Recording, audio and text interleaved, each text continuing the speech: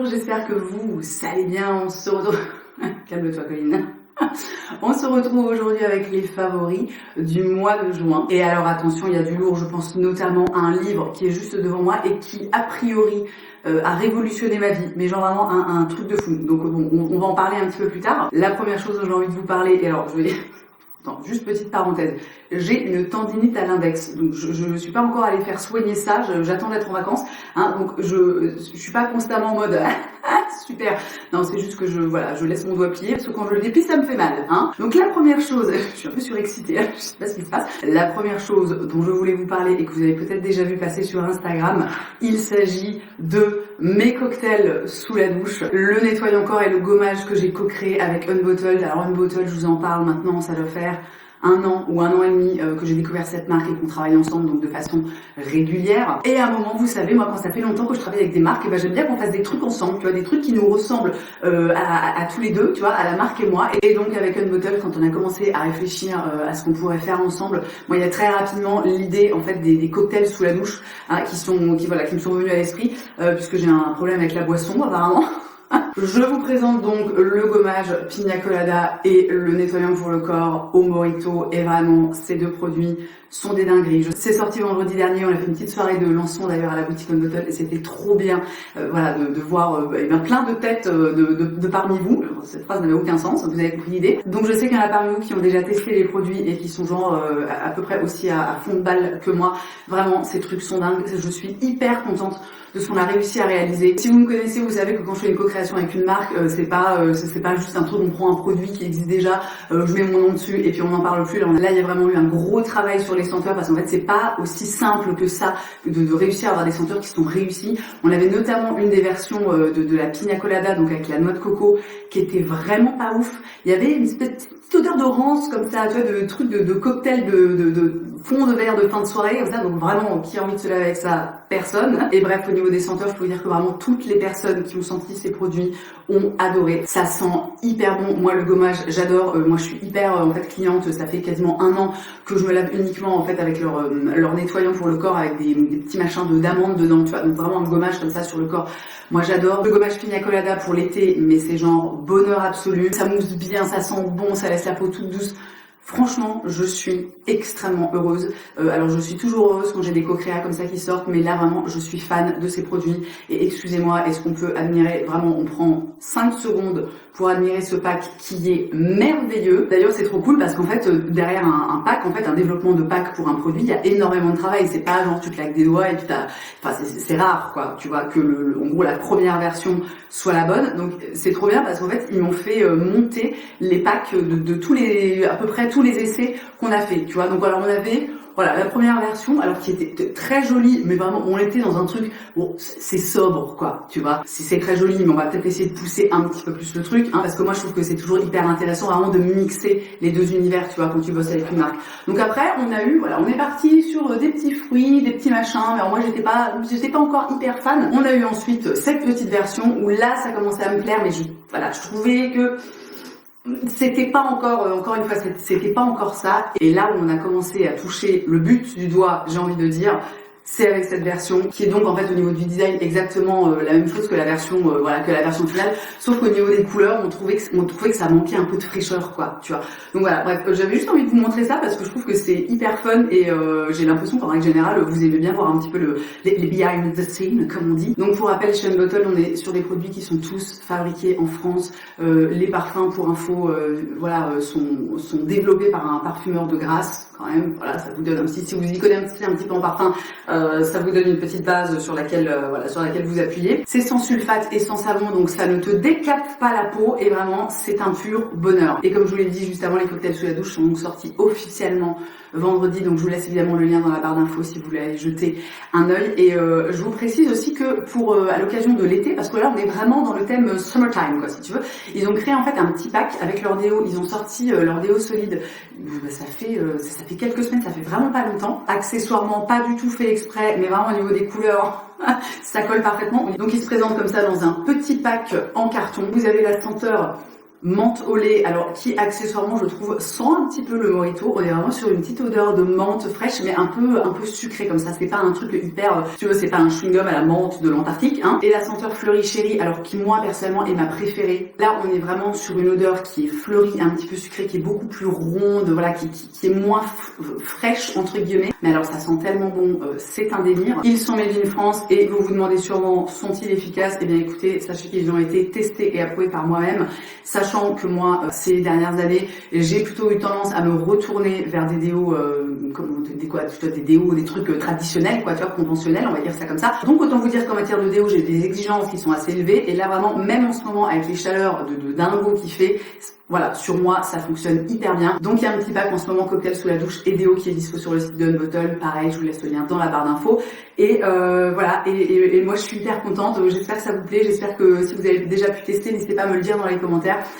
J'espère que vous kiffez aussi. Et je passe maintenant à mes favoris suivants parce que là je me suis un peu étalée, hein. Mon favori suivant, il s'agit de cette banane Snoopy qui est unique au monde, que j'adore et qui a une histoire mais vraiment trop belle. Alors si vous me connaissez un peu, vous savez que je suis relativement fan de Snoopy. Et il y a quelques semaines, il y a une abonnée qui m'écrit en me disant écoute, voilà, moi je fais je fabrique des trucs upcyclés, tu vois, donc avec des tissus que je trouve à droite à gauche, machin, etc. Et j'ai trouvé un grand drap Snoopy et j'ai envie de te faire des trucs dedans. L'abonnée en question, c'est la fondatrice de Noko et elle m'a envoyé, donc alors elle m'a envoyé plein de trucs, hein. Franchement, elle a été d'une générosité, j'étais là, mais tu es complètement folle, merci. J'ai donc reçu cette banane qui est incroyable déjà, qui est immense, qui est unique, enfin vraiment, en fait, c'est une attention qui m'a fait tellement plaisir.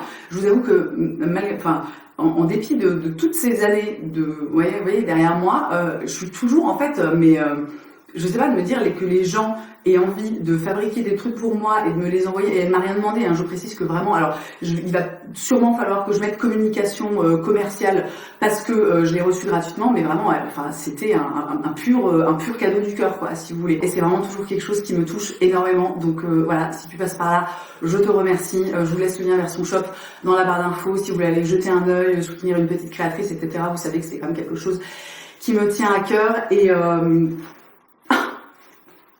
ok, favori suivant, je passe à du make-up. Alors moi je suis dans une monomanie du maquillage en ce moment, c'est-à-dire que je me maquille tout. Alors déjà, soit je me maquille pas, soit je me maquille absolument tous les jours, de la même façon, avec les mêmes produits. Et pendant tout le mois de juin, j'ai utilisé ces deux trucs. Mais alors, des merveilles. Donc la première chose, c'est le sheer bronze, le voile bronzant de chez Iconic London en teinte Sun Kiss. Donc ça, c'est un produit que j'ai découvert grâce à Sonia. Je crois que ça fait plusieurs années qu'elle l'utilise. Et bon, moi, vous savez, j'aime bien avoir l'air bronzé. Je trouve que c'est joli. Alors c'est aussi très joli d'avoir la peau pâle, etc. Hein, voilà, je le précise. Hein. Mais moi, c'est vrai que ayant une nature de peau quand même assez mate, mais en même temps détestant m'exposer au soleil, vraiment, je fuis le soleil autant que faire se peut, hein, si vous me connaissez, voilà, vous savez que moi je suis team crème solaire, chapeau. L'année dernière, j'ai même débloqué l'option ombrelle, hein, pour vous dire. Il m'arrive aussi régulièrement de mettre de l'auto-bronzant sur mon visage, mais parfois j'ai la flemme parce que ça demande un petit peu d'organisation. Et alors vraiment, moi si tu veux, quand on arrive fin juin, je suis l'ombre de moi-même. Moi je suis là, non, allez, on va le plus simple, hein, ce sera très bien. Donc le make-up, et alors ce truc, donc je vous insère des images, c'est une espèce de petit gel comme ça, c'est hyper léger. La texture en fait est imperceptible sur la peau, ça reste pas du tout ni gras ni collant, ça t'apporte juste une espèce de voile comme ça de couleur et de hale. Je trouve ce produit magnifique. Ce qui est super cool aussi, c'est que ça reste relativement modulable. Alors c'est une, comment dire, la pigmentation est pas dingo, hein. On n'est pas sur un bronzer, on est vraiment, enfin je veux dire, voile bronzant. Le truc porte bien son nom si tu veux, mais tu peux quand même un petit peu moduler en fonction de l'intensité que tu veux. Sur les images que je vous ai insérées, donc c'était ce matin, moi je l'ai vraiment appliqué un petit peu partout, mais il m'arrive parfois aussi vraiment de l'utiliser comme un bronzer très léger, donc de le concentrer juste ici, et ce truc est magnifique. Et je l'utilise systématiquement avec un autre produit que j'ai découvert, alors c'était quoi? C'était, je sais plus, début juin ou fin mai, j'ai acheté ça, je ne sais plus. Le Beam Light, la Strobe Cream. Je suis en train de bugger. La Strobe Cream en teinte bronze de chez Revolution Glow. Un Radiant Lightweight Moisturizer. Et alors ce truc, mais c'est magnifique. Si vous connaissez, bon alors le mien est tout effacé, mais le Hollywood Flawless Filter de chez Charlotte Tilbury, c'est un produit qui est un petit peu similaire, mais qui est entre guillemets plus naturel. Parce que le Charlotte Tilbury, c'est vrai que ça fait effet peau de sirène, ça fait limite. En fait, alors toujours pareil en fonction de comment tu l'appliques, de la quantité que tu appliques, etc. Mais on peut arriver à un rendu qui est limite un petit peu robotique. Vous voyez ce que je veux dire? Donc c'est quelque chose de, il n'y a pas de paillettes, mais c'est quand même très irisé, très lumineux. Et je trouve que ça c'est quelque chose de beaucoup plus léger, qui est légèrement, qui a une petite teinte bronze comme ça. Donc ça te rajoute une toute petite couche, tu vois, de hâle. Et alors, non mais vraiment pour le teint glowy de l'été, tu sais, alors qu'en dessous t'as juste une tête de cadavre. Ce combo là, mais alors une merveille. Et ça aussi appliqué sur le corps, franchement, c'est trop beau. Encore une fois, c'est très discret parce qu'il y a des produits make-up pour le corps pour l'été, vous voyez, un petit peu irisé, où en fait les paillettes sont un peu grossières, tu vois, ça fait pas très naturel, on va pas se mentir. Mais alors ça, t'en mets juste genre un peu, j'en ai mis d'ailleurs, t'en mets un petit peu là, ou genre un petit peu sur, tu vois, sur l'épaule. Oh, qu'est-ce que c'est beau. Toujours dans la catégorie make-up, je voulais juste vous parler rapidement de ce petit blush de chez Max Factor, le Facefinity Blush, que j'ai en teinte, qu'est-ce que c'est, 55 Stunning Sienna. Là, comme ça a l'air nul, je sais. Mais en réalité, mais quelle beauté! Je crois que j'ai découvert ça.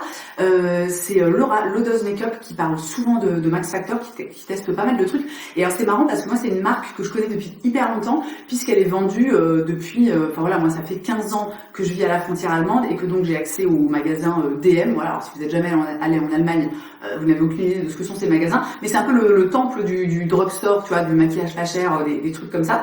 Et donc, moi, ça fait vraiment 15 ans que je connais cette marque. Et pour moi, je sais pas, j'ai toujours vu ça un peu comme une marque, c'est genre, bref, c'est pas ouf, quoi. Et à force d'entendre Laura en parler, je me suis dit, mais tu sais quoi, j'ai bien envie d'un blush poudre, un truc un peu, on est vraiment à la limite du bronzer, tu vois, on est dans une couleur assez, vraiment très chaude, limite terre cuite.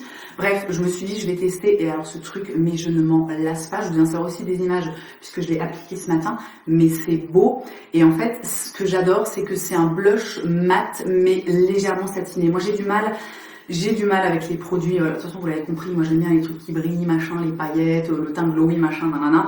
Donc j'ai vraiment du mal avec les blushs qui sont très mat, notamment parce qu'on va pas se mentir, c'est plus difficile à appliquer et je ne suis pas très douée. Donc vraiment quand c'est un petit peu satiné, etc., je trouve que l'application est toujours beaucoup plus facile. Et alors, non mais ce truc, pardon, je vous ai fait un vilain geste avec mon doigt du milieu. Donc ce truc, mais tellement beau et franchement, mais ça coûte, je crois, combien j'ai payé ça? 8 €, je crois. Un podcast dans mes favoris. Alors c'est un podcast dont je vous ai déjà parlé, mais il y a très longtemps, je vous en avais parlé au moment où ça avait été lancé. Il s'agit de Vivons l'heureux avant la fin du monde. C'est un podcast proposé par Arte Radio. Vous voyez un petit peu l'idée générale du podcast. C'est vraiment, franchement, j'adore la façon. C'est très c'est des espèces de séries, enfin c'est même pas des séries en fait, parce que chaque épisode a un thème. On est vraiment dans l'esprit documentaire et en fait la journaliste qui s'appelle Delphine Salten, je crois, voilà, part toujours, il y a toujours un point de départ, un questionnement, voilà, un sujet de société, et ensuite donc elle parle beaucoup d'elle, elle se questionne. Il y a toujours aussi l'intervention de spécialistes ou de personnes extérieures, donc vraiment c'est un podcast dans la globalité qui est hyper intéressant, hyper enrichissant. J'ai adoré le dernier épisode que j'ai écouté, qui s'appelle « Les bons contes font-ils les bons enfants ?» C'est un épisode où ils analysent en fait l'impact des contes. Donc quand je parle des contes, vraiment les contes traditionnels de type Cendrillon, vous voyez ces histoires qu'on connaît tous et toutes, mais qui existent en fait depuis la nuit des temps, qui ont été remaniées des tas de fois, etc. Il y a une analyse assez poussée de l'impact de ces contes sur les enfants en fait, qui voient ça, qui entendent ces histoires quasiment en fait depuis qu'ils sont nés, et aussi de la façon dont ils ont été en fait modifiés au fil du temps, parce que à l'époque, dans le temps jadis, les contes de type Peau d'âne, Barbe bleue, Cendrillon, La Belle au bois dormant, etc., c'était vraiment des histoires qui étaient racontées. Il n'y avait pas de traces écrites, il n'y avait pas, si vous voulez, il n'y a pas en fait un conte originelles, des histoires qui ont été beaucoup, encore une fois, remaniées, modifiées. Et en fait, en écoutant ce podcast, on découvre qu'il y a énormément de contes dont le sens, dont la morale entre guillemets initiale a été complètement perdue et modifiée au fil des ans. Notamment, il y a une grosse analyse en fait de l'histoire de La Belle et la Bête, qui est quand même une histoire typiquement, si on regarde La Belle et la Bête de Disney, bon, on va dire que c'est pas ouf quoi, hein, c'est-à-dire qu'il y a quand même on pourrait voir ça sous l'angle des violences conjugales. Belle est quand même retenue captive et elle est en gros, quand la Bête exige quelque chose, elle est entre guillemets obligée de le faire. Elle a quand même une attitude qui est assez passive dans toute l'histoire, tu vois. Et en écoutant ce podcast, on découvre qu'en fait, initialement, La Belle et la Bête, c'est vraiment une histoire en fait qui parle de consentement. Enfin, bref, je vais pas tout vous spoiler l'épisode parce que sinon ça ne servira plus à rien que vous alliez l'écouter. Donc vraiment, allez jeter une oreille. C'est des épisodes qui sont pas très longs. Encore une fois, c'est super bien réalisé. Enfin, vraiment, ce podcast est trop bien et cet épisode est génial. Je vous laisse le lien dans la barre d'infos et je passe à mon favori suivant. Je parle beaucoup aujourd'hui. Non mais c'est parce que je sens en fait c'est ma dernière vidéo avant que je parte en vacances, hein, donc je pense que je sais pas, j'ai envie de passer un long moment avec vous, j'imagine. Mon favori suivant, ce sont ces incroyables lunettes de soleil. Alors là, mais le coup de cœur absolu. Alors, il faut savoir que moi, déjà de base, si vous suivez un petit peu, notamment sur Instagram, etc., sur YouTube, il est assez rare qu'on me voit avec des lunettes de soleil. Mais moi, je suis une grande fan de lunettes de soleil. Hein, c'est-à-dire que je pourrais en acheter comme ça à l'infini, je pense. Et alors, j'ai eu un coup de cœur pour celles-ci qui viennent d'une marque française qui s'appelle Binocle. Alors, je trouve qu'elles me vont extrêmement bien. La qualité est hyper belle. Elle protège hyper bien du soleil. Je crois que c'est catégorie 3. J'adore qu'au bout, il y ait le petit détail comme ça en écaille de tortue. Et vraiment, elles sont trop bien. Je les trouve méga chic. Ça faisait hyper longtemps, en fait, que je m'étais pas acheté une paire de lunettes vraiment très sobre, noires, etc. Au niveau du prix, ça dépendra toujours quelles sont vos habitudes en matière d'achat de lunettes de soleil. C'est sûr que si vous achetez par exemple vos lunettes de soleil, je sais pas, dans la fast fashion ou des trucs comme ça, et que vous les payez 30 €, elles étaient à, alors je sais plus si c'était 89 ou 99, mais franchement la qualité est trop bien. Voilà, je suis ravie. C'est-à-dire qu'en fait, depuis que je les ai achetées, je n'ai pas porté une seule autre paire de lunettes de soleil de toute ma collection. Donc vraiment, voilà. Et puis alors, ce que j'adore aussi, moi j'ai quand même une grosse préférence pour les lunettes, les montures en plastique. C'est quoi? Bon, si c'est du plastique quoi, mais c'est de l'acétate recyclé. Et ah oui, et les verres sont polarisés aussi. Pour info, je vous préviens, parce que si jamais vous les achetez et qu'après vous essayez de regarder votre téléphone et que votre écran est tout noir, ne pensez pas que votre téléphone est... Non, parce qu'on peut se faire avoir en fait au départ. Et bref, j'allais dire qu'en fait moi j'ai beaucoup tendance en fait à remonter mes lunettes de soleil comme ça sur ma tête et je déteste en fait les lunettes avec vous savez les petits patins là, vous voyez ce que je veux dire, des trucs, moi je sais pas pourquoi ça s'accroche toujours dans les cheveux et après tu sais je suis là avec mes lunettes de soleil coincées dans mes cheveux, c'est ridicule. Bref, énorme coup de cœur pour ces lunettes de soleil. Oh là là, et qu'est-ce qu'elles me vont bien quand même. Et alors les amis, j'ai gardé le meilleur pour la fin. Au début de la vidéo, je vous disais que potentiellement je venais de vivre une révolution dans ma vie. Laissez-moi développer et vous expliquer. Donc si vous me suivez depuis longtemps, si vous suivez assidûment, vous savez que moi je souffre de SPM qui sont très violents. SPM, donc les syndromes prémenstruels. Dans mon cas, c'est pas tellement des douleurs physiques, c'est surtout des douleurs clairement mentales et psychologiques. Je souffre très régulièrement dans la semaine, voire parfois même les 10 jours avant mes règles, d'états dépressifs, mais qui sont vraiment en mode... tu sais, genre, what the fuck, en fait, voilà, truc incompréhensible, et limite à la seconde où mes règles commencent, tout va mieux, tu vois, non mais franchement, c'est quand même un délire les hormones, hein. Je veux pas dire, mais alors moi, je sais pas, ça me laisse squat, j'ai envie de dire. Et ça fait quand même un moment qu'à chaque fois que je vous parle de mes SPM, je fais le lien avec le sucre. Alors c'est bien connu, le sucre de base, en fait, c'est pas bon pour la santé. Hein, je parle vraiment alors pas forcément que du sucre pur, mais voilà, je sais, sur moi, c'est quelque chose qui s'est prouvé depuis des années. Quand je consomme trop de sucre, mes SPM vont être exacerbés, vont vraiment être horribles. Et alors c'était quand? Je crois que c'était sur YouTube. C'était quoi comme vidéo? Je ne sais plus. Toujours est-il que c'était il y a un mois ou un mois et demi. l'une d'entre vous, vous avez peut-être été plusieurs, mais en tout cas, voilà, j'ai vu tout du moins un commentaire qui me parlait de ce livre, Glucose Goddess, la méthode de Jessie Inchospé, je sais pas, pardon si je prononce mal ton nom de famille, Jessie. Donc, l'une d'entre vous me parle de ce livre, et je vous jure que, genre, limite dans la seconde, je suis allée commander ce bouquin. Alors, ça peut faire un peu peur comme ça, tu peux te dire, oh là là, qu'est-ce que c'est, un truc de régime, une espèce de méthode à la con, machin, je sais pas quoi. Il n'en est rien.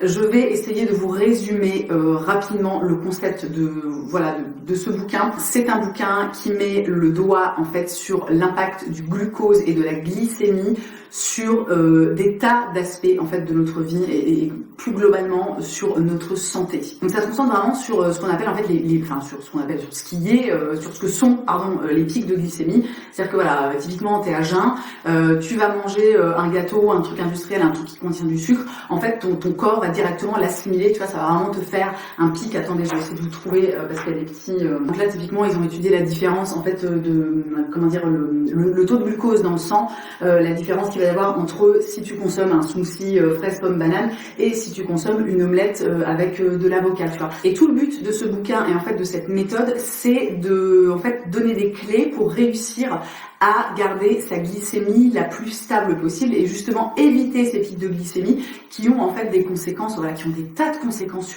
sur l'organisme. Je ne vais pas rentrer dans les détails non plus parce que vraiment si ça vous intéresse, j'ai envie de vous dire achetez le bouquin, mais voilà, c'est hyper intéressant. Ça se déroule en fait, c'est une méthode qui se déroule sur 4 semaines. Donc la première semaine, il s'agit de prendre un petit déjeuner salé. La deuxième semaine, il faut intégrer en fait du vinaigre dans son alimentation de façon quotidienne. La semaine 3, on intègre une entrée à base de légumes, et la semaine 4, alors c'est après un repas bougé, donc il s'agit d'intégrer à sa routine un tout petit peu d'exercice physique, genre 5 ou 10 minutes après avoir mangé, et c'est vraiment en fait des clés qui permettent de garder la glycémie, alors je sais pas si stable est le bon mot, mais de la garder relativement cool et donc d'éviter ces pics de glycémie. Alors je vais être totalement transparente, je n'ai absolument pas en fait appliqué la méthode de façon extrêmement pas protocolaire, mais voilà, je me suis pas lancée dans le truc en mode ok, on fait la première semaine machin, puis la deuxième semaine j'intègre le truc nanana, notamment parce que voilà, moi j'ai eu un mois de juin qui a été très chargé, j'ai fait beaucoup de choses, j'ai vu plein de gens, etc. Et parfois c'est un petit peu compliqué au niveau de l'alimentation, enfin se lancer dans un truc comme ça, je trouve que c'est toujours un petit peu contraignant, et vraiment là, moi mon mois de juin ne s'y prêtait pas du tout. Néanmoins, j'ai appliqué en fait une partie des conseils, notamment en essayant de faire attention à mon premier repas de la journée, à ce qu'il ne contienne pas de sucre, et donc à ce qu'il soit plutôt salé, qu'il contienne des protéines, etc. J'ai aussi essayé de faire attention quand par exemple je mangeais une glace, etc., de la manger à la fin de mon repas, parce qu'il faut savoir que les sucres sont assimilés différemment en fonction de comment on les consomme, tout simplement. Et je suis, mais alors dans une joie, vous n'avez même pas idée, tellement heureuse de vous annoncer que ça fait 2 cycles. La meuf, on dirait E.T., tu sais. Bon, on va faire avec l'autre main. Je vais l'éternuer. Oh, il est parti. Oh non. Oh, la frustration. Oh, c'est horrible quand ça fait ça. Oh. J'allais donc dire que ça fait 2 cycles que je n'ai pas de SPM, en fait. Voilà, c'est-à-dire que le mois dernier, alors sachant que le mois dernier, j'avais pas encore commencé à appliquer ces conseils, mais je revenais donc de mes 2 semaines aux États-Unis. Vous savez que j'avais consommé énormément de sucre et j'ai eu des SPM après mes vacances aux États-Unis qui étaient franchement mais terribles, mais horribles, mais une catastrophe. Donc après ça, je me suis dit bon Colline, tu vas vraiment lever le pied sérieusement sur le sucre. Donc je n'ai quasiment pas consommé de sucre. C'était au mois de mai. Donc le mois de mai, mais alors j'ai eu un cycle et des règles mais incroyables. J'ai eu 0 SPM. Mes règles, j'ai eu 0 douleur, j'étais là, mais que se passe-t-il? Et donc tout le mois de juin, j'ai essayé d'appliquer les conseils, des espèces de techniques dont je vous ai parlé juste avant, et actuellement j'ai mes règles, j'ai eu franchement, alors elles ont commencé hier dans la matinée, hier matin je me suis réveillée, j'étais un peu de mauvaise humeur, mais alors mes SPM, mais que dalle, nada, franchement c'est incroyable. Alors je peux pas, voilà, je suis pas médecin, je suis pas endocrinologue, je viens pas vous dire voilà que ça va forcément marcher sur vous, etc. Mais franchement je sais qu'on est tellement à souffrir de SPM et en réalité ça ne règle pas que ça. Attendez, je vais essayer de vous retrouver. En fait, alors bon, vous ne voyez rien, mais Au début du livre, vous avez tout un tas de questions pour répondre. Enfin, en gros, la méthode glucose goddess est-elle pour vous? Alors, accessoirement, je trouve vraiment glucose goddess, ça fait pas du tout rêver, mais c'est pas grave. Je veux dire, si ça fonctionne, bon bah voilà. Donc, il y a tout un tas de questions qui vont être, par exemple, avez-vous souvent les envies de sucrer? Avez-vous de l'acné, de l'eczéma? Savez-vous si vous souffrez d'inflammation? Souffrez-vous d'endométriose? Souffrez-vous d'anxiété? Connaissez-vous des épisodes dépressifs, etc. Donc, il y a tout un tas de questions. Et en gros, si vous répondez oui à au moins une de ces questions, ça peut valoir le coup de tester cette méthode et en fait d'essayer de garder votre glycémie relativement stable. Bref, mon Dieu, mais qu'est-ce que je parle? Bon, en même temps, voilà, je vous parle de trucs qui me passionnent, donc forcément je suis là, blablabla. Mais vraiment, ce livre coûte 21 €. Je suis quasiment persuadée que si vous allez sur Vinted ou sur eBay ou je sais pas quoi, vous pouvez le trouver à 5 ou 10 balles d'occasion. Franchement, voilà, je vous en parle, je me dois, en fait, je me sens le devoir, vu que c'est l'une d'entre vous qui a partagé ça avec moi, je me sens le devoir, en fait, de le repartager avec le plus de personnes possible. Penchez-vous sur la question. Franchement, moi, ce que je vis, c'est incroyable. Alors, ça fait peut-être que 2 cycles. Peut-être que le mois prochain, voilà, je ferai moins attention. Peut-être que ça fonctionnera plus. Enfin, j'en sais rien. Mais juste d'avoir eu 2 cycles comme ça, avec, enfin voilà, des règles et quasiment pas de SPM, même au niveau, en fait, vous savez, moi, ces dernières années, j'avais vraiment les seins qui étaient très gonflés à l'approche de mes règles, qui étaient très douloureux. Et même ça, ces 2 derniers cycles, je veux dire, c'était disparu. Et moi, c'était arrivé à un point, je pense, au niveau de l'inflammation, au niveau des hormones un peu pourries, genre pendant 1 mois j'ai eu les seins gonflés et douloureux au point où j'ai fini par écrire à ma sage-femme et lui dire est-ce qu'il faut qu'on se voit ou comment ça se passe, parce que là j'ai l'impression donc soit que je suis enceinte, alors je ne suis pas enceinte, je précise, soit que je suis en SPM constant, alors que voilà, tout ça en fait ça a disparu. Donc bref, encore une fois, je tiens à le préciser, ça a des effets très positifs sur moi, ça veut pas dire que ce sera le cas pour vous, mais je pense que ça vaut le coup de tester, ça peut être un petit peu contraignant entre guillemets, ça demande en fait au final juste de changer ses habitudes, mais alors moi si ça continue comme ça, mais plus jamais je retourne en arrière. Et ça veut pas dire aussi accessoirement que je mange plus du tout de trucs sucrés ou que je fais pas, alors je vais dire écart, c'est pas du tout le bon terme, mais ça m'est arrivé parfois le matin de pas manger que le premier truc que j'ingère ce soit pas quelque chose de salé, ce soit un gâteau, une brioche, une tartine, un truc comme ça, et c'est pas grave en fait. L'idée générale c'est d'essayer de faire ça le plus souvent possible pour avoir les effets, pour obtenir les effets bénéfiques. Mais bref, je vais m'arrêter là parce que vraiment, bon, alors les personnes qui aiment les longues vidéos vont être ravies. Donc j'ai fait le tour de ces favoris et avant que j'oublie, sachez que voilà, ce sera ma dernière vidéo, enfin c'est ma dernière vidéo avant le mois de septembre. Je pars pendant 2 mois, je quitte les réseaux, je fais une méga digital détox. Comme tous les ans, depuis 3 ans, je penserai bien à vous évidemment, mais je vais aller un petit peu vivre ma vie loin de mon téléphone, loin des réseaux sociaux. Alors notamment, il faut quand même, je sais pas ce qui se passe le mois de juin, mais vraiment tous les ans c'est terrible. Il y a des personnes qui sont mais tellement énervées. Je pense que tout le monde est un peu au bout du rouleau et puis comme d'habitude, il y a vraiment des gens qui je sais pas, au lieu d'aller crier tu vois, dans un champ ou mettre des coups de poing dans un punching ball, viennent s'en prendre à des gens qui ne le connaissent pas sur les réseaux sociaux. Donc vraiment c'est un vrai bonheur. Et puis ça fait toujours un petit peu le petit coup de je veux dire le petit coup de pied au cul, tu vois, qui me dit ok c'est bon, j'y vais, salut. Bon évidemment je narcitterai, mais dans la globalité voilà, vous allez me manquer. C'est toujours long et à la fois extrêmement rapide. C'est congé d'été, je suis toujours hyper contente de revenir en septembre, mais là j'en ai bien besoin. Donc rendez-vous début mi-septembre, comme ça je peux pas encore vous dire exactement quand est-ce que je serai de retour. Prenez bien soin de vous, vraiment essayez de profiter de votre été, essayez de vous détendre, de prendre du temps pour vous aussi. Vraiment moi c'est tout ce que je vous souhaite, d'avoir un petit peu de temps pour vous, pour faire des choses que vous aimez et qui vont peut-être réussir à vous ressourcer. Et c'est la fin de cette vidéo, donc comme d'habitude n'oubliez pas, si vous avez passé un bon moment, de laisser un petit pouce en l'air. Vous pouvez aussi bien évidemment vous abonner. Alors là ça servira à rien parce que pendant 2 mois il va rien se passer, mais au mois de septembre pop, c'est reparti. Je vous dirais bien que vous pouvez me retrouver sur Instagram et sur TikTok, mais en même temps je vais pas y mettre les pieds pendant 2 mois, donc est-ce que ça a un intérêt? Je ne suis pas sûre. Bref, dans tous les cas, merci d'avoir passé ce petit moment avec moi. Je vous souhaite une très belle journée, je vous souhaite un très bel été. Je vous embrasse et je vous dis à la prochaine. We are the champions, my friends, and we now.